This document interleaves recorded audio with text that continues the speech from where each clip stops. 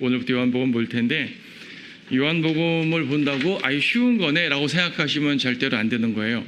요한복음은 물론 성경의 모든 책들이 다 소중하지만 요한복음은 이제 예수님의 신성에 대해서 잘 나타내주고 있는 것이고 요한복음은요 주일학생들한테 가볍게 강의할 수도 있는 내용이고 또 신학교에서 심도 있게 강의할 수도 있는 내용이고 정말로 많은 진리들이 가득 들어가 있는 거죠. 간단히 스토리만 봐도 스토리만 이해해도 대단한 책이긴 하지만은 또 그 안에서 교리와 또 교훈들을 우리는 받습니다. 성경의 모든 책들이 다 소중하고 동일한 비중으로 중요하지만은 그래서 저는 구원받고 얼마 안 된 사람들에게 성경 어디서부터 읽으면 좋아요라고 묻게 되면 반드시 요한복음과 누가복음을 먼저 읽으라 말합니다. 교회를 오래 다녔는데 종교생활만 하느라고 구원받지 못했던 사람 있잖아요. 이런 분들이 구원 받게 됐어요. 이런 분들한테는 로마서를 먼저 읽으라 그래요. 로마서와 갈라디아서를. 왜냐하면 교회를 오래 다녔으면 예수님 얘기는 많이 기본적으로 알잖아요. 그래서 이제 교리가 필요한 사람들한테는 로마서와 갈라디아서를 먼저 읽으라고 하지만은 정말로 예수님에 대해서 저는 모르는 사람들 있잖아요. 저는 모르는 사람들인데 간단하게 복음 듣고 구원은 받았어요. 받았는데 나를 구원하신 예수님이 누군지를 알아야지 섬기고 신앙생활을 하죠. 그런 분들한테 갑자기 로마서 읽으라고 전 절대로 안 합니다. 교리가 들어가기 전에 먼저 그분이 누군지를 알아야 되는 거예요. 누가복음은 예수님의 생애를 전반적으로 쫙 훑기 때문에 누가복음을 읽게 되면 예수님에 대해서 이해를 할 수가 있어요. 요한복음은 그중에서 예수님이 바로 하나님이다. 이걸 아주 강조하는 거죠. 우리가 섬겨야 될 그분이다. 이걸 강조하고 그 포인트를 강조하는 부분이기 때문에 예수님의 생애를 다 다루지도 않지만 아주 포인트가 이제 포인트를 찝어서 하는 그러한 내용이죠. 그래서 예수님에 대해서 아주 잘 할 수 있는 책이 이제 복음서, 특히 초신자들에게나 또 예수님에 대해서 더욱더 알고 싶은 분들은 요한복음으로 이제 누가복음을 보는 거예요. 마태복음은 예수님의 왕 되심을 다루기 때문에 그것도 매우 중요한 주제지만 이제 구원론에 있어서는 그러니까 우리가 구원받고 기초 신앙생활하는 것에 대해서는 오히려 요한복음이 더 맞는 거죠. 자, 성경은 각자 다 나름대로의 중요성이 있고 그 중요성대로 각 사람들에게 필요한 만큼 필요한 대로 다 찔러서 성장시켜 주시는 거예요. 그래서 우리는 오늘부터 요한복음을 볼 텐데 아무래도 요한복음 내용은 많이 아시기 때문에 한편으로는 기초적인 거로 생각할 수도 있겠어요.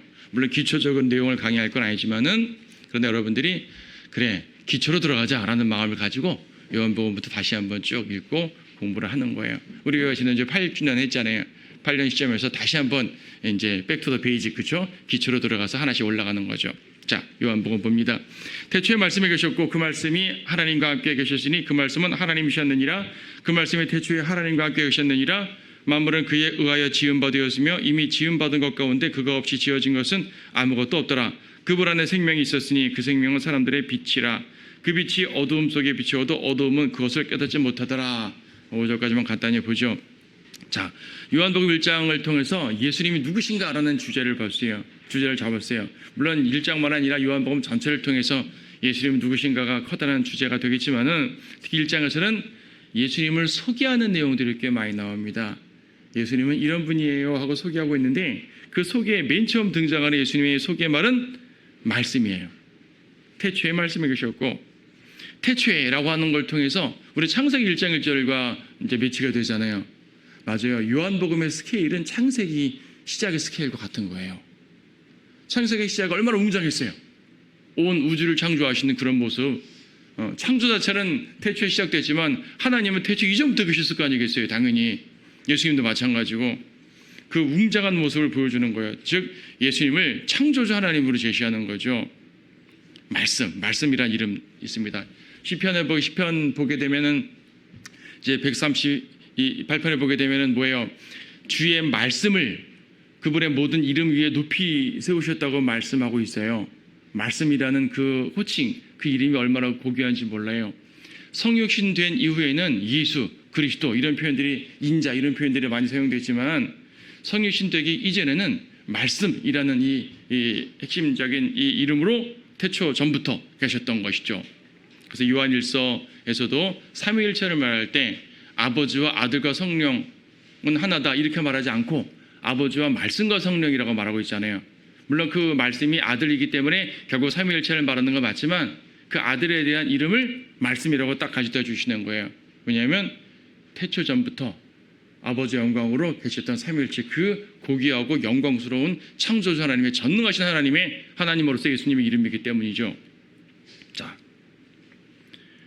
하나님과 함께 계시다고 말씀하고 하나님이라고 말하고, 아니 그분이 하나님인데 또 하나님과 함께 계신 게 뭐예요? 그래서 삼위일체인 거예요. 삼위일체 예수님은 한 분 하나님이지만 또 별도의 인격체잖아요. 그래서 하나님과 함께 계시다고 말할 수도 있고 하나님이라고 할 수도 있는 것이고, 그래서 요한복음 1장부터 삼위일체 하나님, 창세기에서는 우리 형상, 우리라는 말을 통해서 이제 삼위일체 하나님에 대한 내용을 엿봤는데 이제 그런 부분을 강조하고 있는 걸 보는 거죠. 만물은 그에 의하여 지은 바 되었습니다. 예, 창조주 하나님이에요. 요한복음에서 예수님을 소개함에 있어서 가장 먼저 예수님을 제시하는 내용이 바로 창조주인 거예요.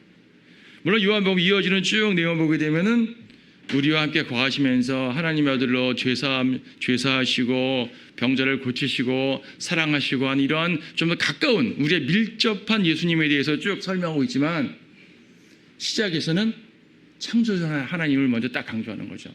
그러니까 이거예요. 우리 곁에 함께 살아 숨쉬고 치유하시고 가르치시고 이적을 베푸시고 구원하시고 피 흘리시고 어루만져 주시는 그 나와 정말 친밀한 그 예수님이 사실은 전능하신 창조주 하나님이라는 사실이죠. 그거부터 쫙 제시하고 들어가고 있는 겁니다. 요한복음의 주인공은 당연히 예수 그리스도이신데 그분의 신성부터 강조하고 들어갑니다. 그래서요, 누가복음과 대조를 이루게 되는데 누가복음에서는 탄생기사가 다뤄지잖아요. 이건 탄생기사가 다뤄지지 않습니다. 말씀이 육신이 됐다 그렇게 한 말씀만 하고 있고 탄생기사를 자세히 다루지 않죠. 탄생기사도 마태복음에서는 왕궁이 등장했어요. 왕궁에 탄생한 건 아니지만 배경을 왕궁에 관련된 기사로 마태복음 풀어나가는데 누가복음은 마국간이라는 배경으로서 풀어나가잖아요. 그 뭐예요?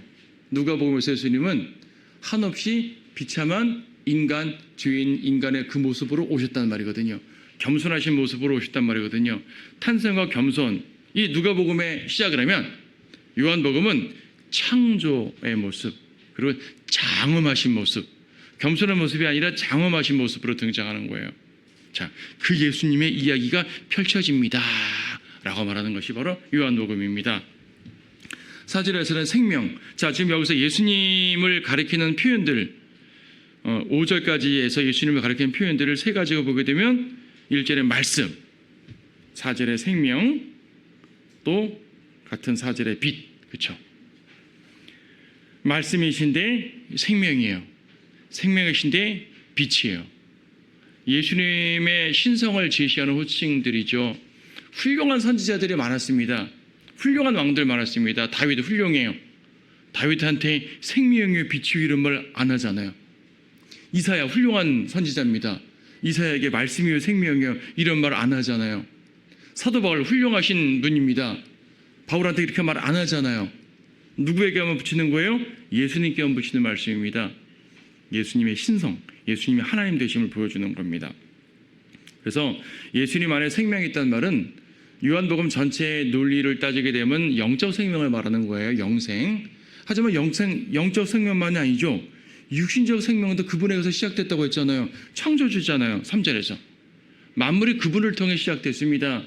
이 말은 육체의 생명도 그분으로부터 시작됐단 말이잖아요. 그러니까 육적인 생명이든 영적인 생명이든 모든 생명은 그분께로 시작됩니다. 그래서 이제 창조주 하나님을 다루는 것으로 시작해서 점차적으로 요한복음에 쭉 이어지는 문맥은 영적 생명을 주시는 분으로 이제 주제가 흘러가게 되지만 시작은 그렇게 이제 선포를 하고 있단 말입니다. 어둠에 비쳤습니다. 5절에서 빛이 어둠에 비쳤습니다. 어둠은 깨닫지 못한다 그러죠. 깨닫지 못한다는 말을 11절에서는 그가 자기 백성에게 오셨으나 자기 백성이 그를 영접하지 아니하더란 말과 같은 거죠. 자, 빛이 세상에 비쳤어요. 깨닫지 못해요. 온 세상에 대한 말이기도 하지만 구체적으로 말하면 이스라엘에 대한 말이기도 하죠. 자기 백성은 일체적으로 이스라엘이라는 말입니다. 마태복음 1장 21절도 예수님의 이름 예수라 하라. 라는 이제 제시하면서 자기 백성을 그들의 죄에서 구원하신다는 말씀을 하고 있습니다. 1차적으로 유대인들인데 그들이 거절하잖아요. 거절하니까 모든 사람들에게 구원의 길이 열렸다는 그러한 설명을 하고 있습니다. 어두움은 깨닫지 못합니다. 어두움에 거절합니다. 여러분 오늘날도 이 어두운 세상, 그렇죠. 이게 이 해가 뜨겁다는 얘기는 빛이 밝다는 얘기거든요. 밝아요. 얼마나 밝아요. 근데 이 밝은 데서도 빛을 모르는 거죠. 태양빛을 보면서 예수 그리스도라는 빛을 모르는 거예요. 세상은 어둡습니다. 그래서 아무리 태양이 밝게 빛나도 영적인 상태는 어두운 거. 어두운 빛을 거절합니다. 이상하죠. 어두움은 빛이 오면 좋을 것 같잖아요. 여러분 어두울 때 집안이 외출하고 집안에 밤에 들어왔는데 어두우면 어두워 싫어. 불부터 켜잖아요. 당연히 어두움을 싫어할 것 같은데 어두움에 익숙한 존재들은 빛을 싫어합니다. 불 딱 켜면 갑자기 막 사라지는 게 있잖아요. 어두움에 특화된 존재들인 거예요. 그렇죠? 경찰들이 어디 다 수색하게 되면 다 뜨지잖아요. 어둠에 특화된 존재들인 거예요. 범죄자들은. 뭐 법적인 범죄자들만 그렇습니까? 영적인 죄인들 다 마찬가지죠. 어둠에 특화된 존재들이에요. 빛이 싫은 거예요. 빛을 갈망한다고 하면서도 사실은 실제적으로는 싫은 거죠. 그래서 거절합니다.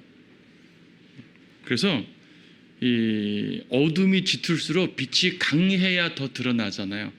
여러분 이제 방 안에, 좁은 방 안에는 촛불 하나로 다 밝힐 수 있지만 커다란 공간은 촛불 하나로 안 되잖아요. 오히려 어두움이 이 빛을 잡아먹어버릴 정도가 되는 거죠. 그런 거예요. 어두운 빛을 싫어한다고요. 그래서 예수 그리스도를 거절하는 것입니다. 자, 그 6, 7, 8절에서 이제 요한에 대한 내용이죠. 여기서 요한은 사도 요한을 말하는 게 아니라 침례인 요한, 그렇죠? 침례인 요한 말하는 것인데 이렇게 요한이 빛에 대해서 전하는 하나님께 보내심 받았다라는 그런 말인 것이고요. 요한 자신은 빛이 아니라 참 빛을 전하는 분이다라고 말했습니다. 다시 주제는 10절부터 참빛인 예수님에게로 돌아오는 거죠. 금방 설명드렸던 것은 11절에 자기 백성에게 오셨으나 영접하지 않아요. 그래서 그러나 누구든지 그를 영접한 사람들에게는 하나님이 아들들이 되는 권세를 주셨으니 즉 그의 이름을 믿는 사람들에게니라. 여러분 복음 전할 때 많이 인용하지 않아요. 그렇죠. 영접하는 자 누구든지요. 누구든지. 왜 누구든지예요? 차별 없단 말입니다. 유대인이든 이방인이든 차별이 없느니라. 로마서에서 강조하잖아요. 유대인이든 이방인이든 차별이 없느니라. 오늘날 차별 금지 어쩌고 이런 말 많이 하는데 사실은 하나님이 차별 금지, 차별 반대론자셔요. 사람들은 하나님 차별론자 아닙니까? 아니요, 차별 반대론자예요. 성경이 로마서에 차별이 없느니라 하셨어요. 근데 어떤 면으로? 어떤 면에 대한 차별 없다는 얘기예요.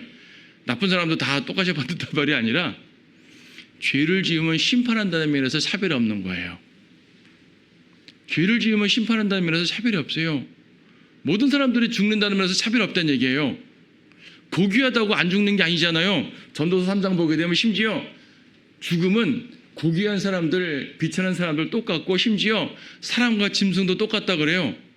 물론 짐승과 똑같지 않지만 죽어서 사라진다는 면에서는 같단 말이죠. 그렇죠. 죄인은 죽는다는 면에서는 하나님은 차별 없으신 분이에요. 또 어떤 면에서 차별이 없으신 분입니까? 믿음은 구원하신다는 면에서 차별이 없다는 얘기예요. 차별이 없어요. 흑인이든 백인이든 지주든 노동자든 남자든 여자든 그렇죠? 우파든 좌파든 믿음은 죄사함 받고 구원받는다는 면에서는 차별이 없는 거예요. 유대인과 이방인의 차별이 없다고 말씀하신 그 하나님의 말씀을 기억해야 돼요. 그렇다고 여러분 오해하시면 안 돼요. 세상에서 말하는 모든 그런 그 뒤섞는 걸 허락한다는 말 아닙니다. 제가 지금 말씀드렸죠. 주님이 차별 없다는 그 주제가 어떤 주제에서 한 말인지 구원과 심판에 대해서 차별이 없단 말이에요. 구원과 심판에 대해서. 유대인과 이방인 누구도 믿기만 하면 구원을 받습니다. 차별이 없어요. 영접하는 거라 그래요. 영접한다는 건 리시브 받아들인다는 말이지 않습니까? 주님을 받아들이는 거예요. 구주로 받아들인다는 얘기죠. 구주로 받아들인다는 말씀이고, 그것은 곧 즉 그 이름을 믿는 사람들에게라. 영접이란 말과 믿는다는 말은 같은 말입니다. 우리가 복음 전하다 영접 기도를 유도하잖아. 이거는 이제 믿지 않는 사람들을 구원받으러 도와주는 차원에서 유도해 주는 것이지, 그 영접 기도면 그 문장을 읽었다고 구원받는 게 아니잖아요. 도와주는 것뿐이죠. 또 영접 기도문에는 보통 이제 구원 받을 수 있도록 그런 문장을 잘 써놨기 때문에, 잘 활용하면 좋기 때문에 그렇게 만들어 놓은 것이지, 믿는 것 자체가 구원 받는 거예요. 어떻게 믿는 거? 내가 죄인임을 인정하고 예수님께서 나의 모든 죄를 용서하시기에 피 흘려 죽으셨다는 사실, 그 피로 내 모든 죄가 다 씻었다는 사실, 그래서 나는 그분을 나를 구원하신 구주로 받아들인다는 것, 이게 믿는 거잖아요. 예수라는 존재를 믿는다는 게 구원받는다는 말이 아니잖아요. 하나님의 존재를 믿고 역사성을 믿는다고 구원받는다는 말 아니죠. 산상설교 같은 예수님의 참 선하고 좋은 가르침을 따른다고 구원받는다는 말 아니잖아요. 예수님의 인격은 훌륭하십니다. 그 훌륭한 인격을 담는다고 구원받는 게 아니잖아요. 그렇죠. 담는 건 좋은 일이지만은 그건 구원받는 게 아니잖아요. 내 죄를 씻으신 예수 그리스도, 하나님의 아들이신 그분을 믿는 거, 그게 영접하는 거죠. 뭐 영접하는 형태는 서로 다를지라도 이 내용을 가지면 구원받는 거예요. 자, 누구든지라 그랬어요. 그분을 구주로 받아들이는 거예요. 여기서 하나님의 아들들이라는 권세를 주셨다 그래요. 하나님의 아들들. 갈라디아서 3장에서는 하나님의 자녀들이라는 말 속에 있어요. 로마서 8장에서는 하나님의 아들들이라는 말과 하나님의 자녀들이라는 말을 둘 다 동일한 문맥 가운데 쓰고 있어요. 로마서 8장 14절 16절 보게 되면,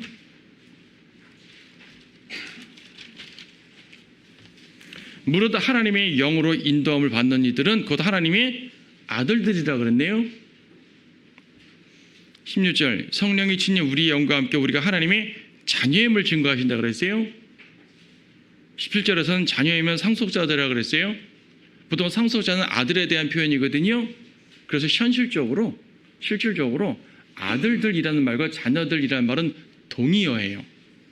같은 개념이에요. 근데 이제 개역 성경에 자녀들 됐고 킹제임스 성경에 아들들 했으니까 자녀들은 변기된 거야 이렇게 이제 하다 보니 아들을 막 강조하는데, 사실상 교리적으로나 내용적으로는 같은 의미예요. 이제 어떤 분들은 이제 이렇게 말하죠. 왜 굳이 하나님의 같은 말인데 왜 굳이 아들이라 표현했겠냐? 이거 우리가 하늘 나가면 전부 다 남자가 되기 때문이다. 이렇게 말하거든요. 그거는 별도로 설명할 수 있는 주제긴 하지만은 그 교리 때문에 이렇게 말한 건 아니에요. 이 구절의 그 교리를 말하는 구절은 아니라고요. 왜 굳이 아들이라고 표현하셨느냐? 자녀라 하더라도 모든 것들은 큰 의미 차이가 없는데 로마서도 같은 개념으로 쓰고 있단 말이죠. 이건 왜 그러냐면 예수 그리스도를 하나님의 아들이라 그러잖아요. 예수님은 하나님의 아들이라 그러는데 그분을 믿는 자들은 하나님의 아들들이 된다고 말하는 거예요. 예수 그리스도의 영을 받음으로써 우리는 예수 그리스도와 같은 이름으로 불리게 된다는 말이에요. 이게 중요한 교리인 거예요. 여기서 말하는 것은. 자녀라고 말해도 말은 된다니까요. 근데 굳이 이렇게 아들이라고 강조한 이유가 뭐라고요? 예수님은 하나님의 아들, 우리는 하나님의 아들들, 우리는 구원받고 예수 그리스도의 이름을 공유하는 사람들이에요. 우리를 크리스찬, 그리스도인 그러잖아요. 여러분을 부르는 호칭에 그리스도가 들어가 있는 거예요. 예수 그리스도, 우리는 그리스도인, 우리는 그리스도와 밀접한 사람들이란 말이죠. 뗄래야 뗄 수 없는 사람들이란 말이죠. 아들은 아버지를 닮잖아요. 아들은 아버지의 상속자고요. 아들은 아버지의 이름을 받고요. 우리말에서 자녀 하게 되면 남자, 여자, 성에 대한 개념이 들어가는데, 사실 children이라는 말은 성에 대한 개념이 있는 말이 아니에요. 내 자식 그런 말이거든요. 자식들 그런 표현이거든요. 자식이라는 말과 아들이라는 말은 다른 것이 아니죠. 그런데 굳이 이렇게 표현하신 것은 예수님이 하나님의 아들이고 우리는 하나님의 아들들이 되었구나, 이 연계성을 아주 명확하게 강조해 주시는 거예요. 요한복음은 바로 하나님의 아들이신 예수님을 제시하고 있거든요. 여러분들은 하나님의 아들들이에요. 그분과 같은 이름을 공유하고 있어요. 놀라운 은혜예요. 그렇다고 우리가 감히 교만하게 그러면 안 되는 거지만은 우리는 여전히 주님 앞에 주님 저는 죄인입니다. 겸손하게 나아가는 건 맞지만 하나님께서는 그렇게 여러분을 보고 계신다는 사실이죠. 얼마나 위대한 호칭인지 몰라요. 자, 13절에서는 하나님에게서 난 사람들이라 그랬어요. 그들은 혈로나 육신의 뜻으로나 또한 사람의 뜻으로 나지 아니하였고 하나님에게서 난 사람들이라. 하나님에게서 났어요. 무슨 말이에요? 났단 말은 무슨 말이죠? 태어났단 말이잖아요. 탄생을 말한 거, 탄생. 그래서 우리가 예수님 보고 영접했는데 그냥 우리의 영적으로 구원받았다는 표현 같지만 사실은 탄생한 거라니까요. 새로운 출생. 왜 우리가 하나님의 아들이 되었냐면 새로운 출생을 했기 때문에 하나님의 아들들이 된 거죠. 구원은 새로운 출생이에요. 우리 3장에서는 거듭남이라는 표현으로 좀 더 자세하게 다뤄지겠지만 우리는 하나님에게서 출생했기 때문에 하나님의 아들들이 되는 겁니다. 여러분의 구원은 출생으로 확정된 거예요. 계약으로 확정된 게 아니에요. 하나님과 내가 계약을 맺어서 나는 하나님의 법을 지킬게요. 하나님 날 구원하세요. 이런 계약으로 확정된 것이 아니고 출생으로 확정된 거예요. 출생은 취소가 안 되잖아요. 거듭남 다룰 때도 이제 지난번에 한번 보았지만 강조됩니다. 자, 요한복음 1장에서는 예수님의 탄생 기사를 언급하지 않는다고 그랬어요. 마태복음이나 누가복음은 탄생 기사가 나오지만 요한복음은 탄생 기사가 안 나와요. 하지만 그럼에도 불구하고 그렇게 위대하신 창조주 하나님이신 그분이 인간이 되었다는 그 과정을 설명을 하고 넘어가야죠. 설명하지 않고는 안 되잖아요. 1장의 앞부분에서는 예수님을 창조주로 제시했고 하나님으로 제시했는데 요한복음 뒷장에서는 인자로 제시된단 말이에요. 그럼 그 과정이 있어야죠. 탄생 기사를 자세하게 쓰진 않지만 한마디 쓰시고 계시는 것이 바로 14절입니다. 그 말씀이 육신이 되어 우리 가운데 거하심으로 말씀이 육신이 되었습니다. 이 말씀은 디모데전서 3장 16절을 그대로 보여주는 말씀이에요. 디모데전서 3장 16절에서 경건의 신비는 논쟁의 여지가 없이 위대하도다. 하나님께서는 육신으로 나타나셨고, 육신으로 나타나신 분은 바로 하나님이라는 말이에요. 하나님. 물론 예수님이죠. 예수님인데 그분을 우리는 예수님이라고 부르지만은 하나님께서 육신으로 오신 것이다. 그분은 사람은 사람이지만은 하나님이신 사람인 거죠. 말씀이 육신이 되어서 왔다는 말씀. 그렇죠? 이걸 성육신 그러는데 육신으로 오신 하나님입니다. 그래서 예수님께서는 인자로서 쭉 사역하시지만 그분에 대해서 항상 하나님의 아들 신성을 강조하고 있었습니다. 마태복음 1장 23절에서는 임마누엘이라는 말이 쓰였죠. 임마누엘이라는 말이 무슨 말이에요? 우리와 함께 하시는 하나님. 여기도 우리 가운데 거하시는 하나님. 여러분, 우리와 함께 하신다라는 이 교리가 매우 중요해요. 성경에서 구약 신약을 일맥상통하는 교리예요. 한번 제가 다른 시간에 설교한 적이 있는데 구약에서도 하나님께서 이스라엘과 함께 거하셨다 그랬어요. 거하시기 위해 성막을 짓고 그 안에 임재하신 거예요. 구약에서는 성막을 통해서 내가 너희와 함께 좌정해서 너희와 함께 거할게. 그죠? 신약에서는 예수님의 몸으로 주님 임재가 이제 나타나신 거고 주님께서 승천하신 이후로는 우리 성도들 몸속에 성령께서 들어오심으로써 우리와 함께 거하시는 하나님. 천인왕국이나 영원 때에는 주님 재림하셔가지고 정말 실제적으로 함께 하시는 것이고요. 그러니까 구약이나 신약이나 주님이 우리와 백성들과 함께 하신다는 것은 동일한데 함께 하시는 방법이 다르죠. 구약에는 성막으로 오셔서 제한되셨고요. 지금 우리 안에 거하시는 거고 사도들은 예수님을 직접 눈으로 보고 만지고 정말 너무나 이렇게 직접 대화하고 좋았겠지만은 육신으로 오셨으니까 육신으로 접촉할 때만 함께하는 거잖아요. 근데 우리는 영으로 안에 오셨으니까 우리는 육신으로 주님을 접촉하지 만지거나 손잡고 하지 않아도 항상 주님과 함께 거할 수가 있는 거죠. 우리가 더 좋은 지위가 되는 겁니다. 성령의 전이 되었으니까. 자, 임마누엘 주님이 우리 안에 거하신다는 사실이 매우 중요하죠. 자, 네. 15절부터는 침례 요한의 증거하는데 15절부터 이후에는 뭐냐면 사람들이 예수님을 증거하는 거예요. 지금 14절까지는 성령께서 예수님을 직접 증거하시는 거예요. 성경의 서술 속에서 예수님은 하나님이시다 설명하는 것이고 15절부터는 침례한 요한이 증거하고 또 뒤에는 누구예요? 그 빌립이 증거하고 안드레가 증거하고 사람들이 주님을 증거하는 내용들이 쭉 나옵니다. 15절부터는 요한이 예수님을 증거하는데 이분이 내가 말한 그분이라 그분이 나보다 앞서 계시다라고 말합니다. 19절에서 요한의 증거를 좀 더 보게 되는데 요한에 대해서 사람들은 그럼 네가 그리스도냐? 나는 그리스도 아닙니다. 21절 내가 엘리야냐? 나는 엘리야 아닙니다. 그럼 네가 선지자냐? 아닙니다. 그럼 누구냐? 누군데 이렇게 전파하냐? 뭐라고 말합니까? 23절 나는 선지자 이사야가 말한 것처럼 주의 길을 곧게 하라고 광야에서 외치는 제 음성이라. 요한은 예수님이 등장하시기 전부터 몇 개월 전부터 계속 침례를 주면서 전파했죠. 요한이 침례를 준 것은 직접적으로는 백성들에게 죄에 대해 책망하고 그들이 죄에 대해서 하나님께 고백한 상태에서 회개에 합당한 열매를 맺으라는 그런 가운데서 주를 믿겠다는 고백, 죄를 짓지 않겠다는 고백, 이런 고백 가운데 침례를 준 것이지만 요한이 침례를 준 진짜 목적은 따로 있었다는 얘기죠. 침례를 줌으로써 이 침례 받는 사람 가운데 그리스도가 나타난다는 것을 안 거예요. 그 내용이 이제 이 29절이에요.